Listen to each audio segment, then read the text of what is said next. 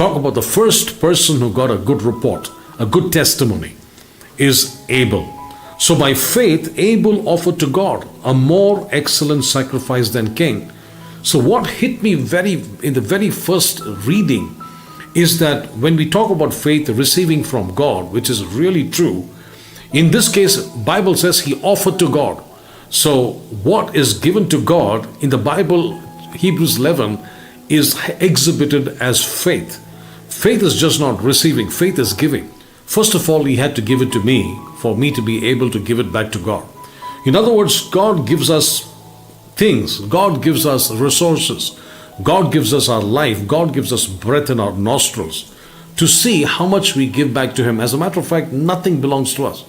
Everything has been loaned to us by the Almighty God. So a sacrifice is something which will pain us.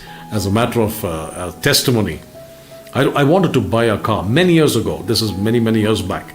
We wanted to buy a car, my wife and I. And I told myself, you know what, I need to get a car because we are in the ministry. We need to get a car because we are traveling different places. And my wife and I, in the rain and all that, with a guitar stuck in between us on a two-wheeler. And at one point of time, my wife was also carrying one of our children. And I said, we need to get a car. And I want to tell you very honestly, the reason I wanted to get a car, apart from travel, the most important reason was my brother also bought a car. And because he bought a car, I said, if he can get a car, I must get a car. And it was driven more towards me getting a car for the sake of a car. And it was not inspired by the Lord in any case. However, long story short, we borrowed some money, and it was a bad move because the money the money for the car which we borrowed was a big interest, very big interest. The desire, the lust for getting a car overtook me. And long story short, we had the money, and then the car didn't happen because either the car was too expensive or then the money kind of became a little less, and there was a mismatch between the actual car and the money. Long story short, I didn't have the car, but I have money, again to 6 zeros. And I'm waiting for the car to come, and that's the time I believe the Lord is telling me to give that money away. And I never acknowledged it was the Lord. I said, no, Lord, you can't be telling me to give it away. Simply because this is borrowed money. This is not my money. I'm paying interest. I'm paying an interest for the payments every month. It cannot be you telling me to give what is borrowed. You see, it's not my money.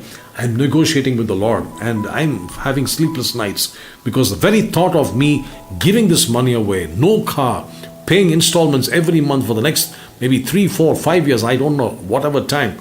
I said, that's not God. But incidentally, God had to speak to me, and He used my wife. She comes to me and says, I want to say something to you. I hope you don't mind. I said, whatever it is, just tell me. She says, I feel in my heart, whatever money you have to give it away.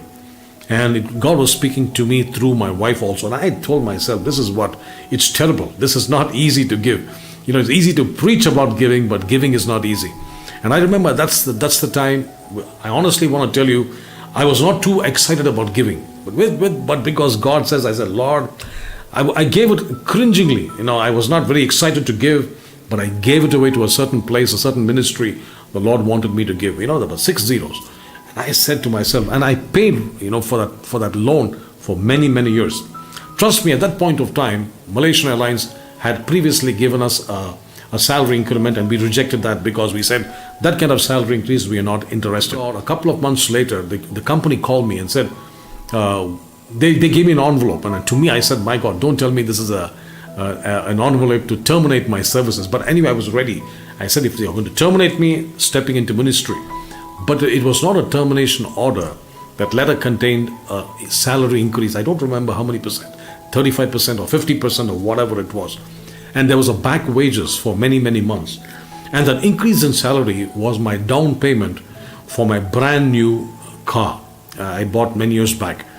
And every extra month increase, salary increase was an EMI for the car, for a brand new car. So I know how it is to give to God. Painstaking, it's not easy to just give it away. But I want to let you know, but when you give to God, God is not a debtor. He's got a greater plan, a better plan.